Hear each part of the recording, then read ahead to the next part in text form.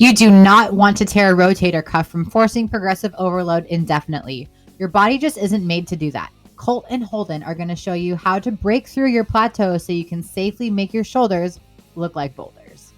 Your shoulders are your weak point. Colt and I heard this feedback at the after party of his first show 6 years ago. He coached himself and looked like it.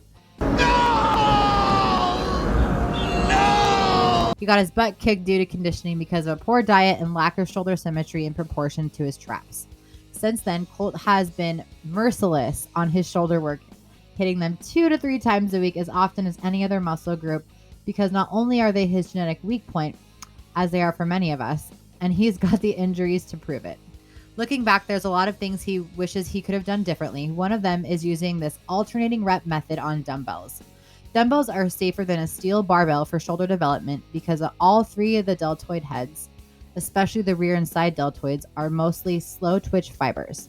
Thus, they should be viewed more as stabilizing muscles. Dumbbells add the challenge of balancing the dumbbells as you press, recruiting more of these slow twitch fibers that are otherwise inactive when pressing heavy weights. With this in mind, he will exaggerate this effect by alternating arms. Grab a pair of dumbbells that you would normally use for about 12 reps of a seated Arnold press. Be sure to start from a fully stretched position before pressing. This stretches the front deltoid about as far as it can go to make sure we're working all 3 heads to get that full 3D look. Twisting into a pronated finishing position favors more of the side and rear deltoids. Press with 1 dumbbell at a time while your other arm holds the dumbbell isometrically. Hold it in the low position where your deltoids are forced to hold the load. You can feel your shoulder muscles twitch as your working arm explosively presses the working dumbbell upward in an effort to balance yourself.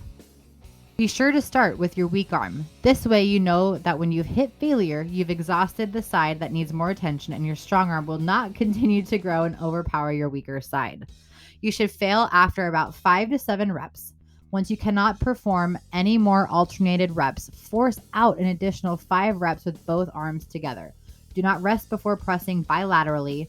You will be stronger by this point, and yes, your shoulders will be on fire, but if you take a deep breath and demand those last 5 reps, they will happen. And I think you'll be surprised at how much longer your shoulders can go. Your negatives should be very slow and controlled, generally speaking, but even more so when it comes to shoulders. 5 reps on each arm is 10 total.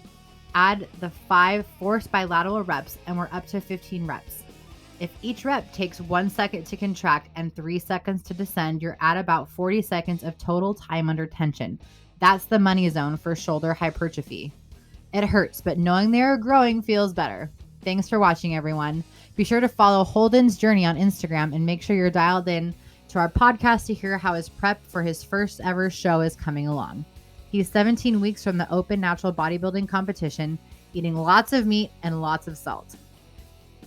Thanks, babe. And speaking of salt, make sure that you're hitting your electrolyte requirements, please, including sodium. Super important. The most basic way to do that is with a mineral-dense, fresh, unrefined sea salt like Celtic sea salt. We put their fine ground salt in our water. I'm not even kidding. It's totally an acquired taste, but there's a lot of carnivore athletes, meat and salt people that are doing that today. So you can support our show by picking yourself up a bag at supersetyourlife.com. We offer 10% off to all clients and athletes on their first order through our website. Thanks again. God bless. And as Arnold says, go get that pump.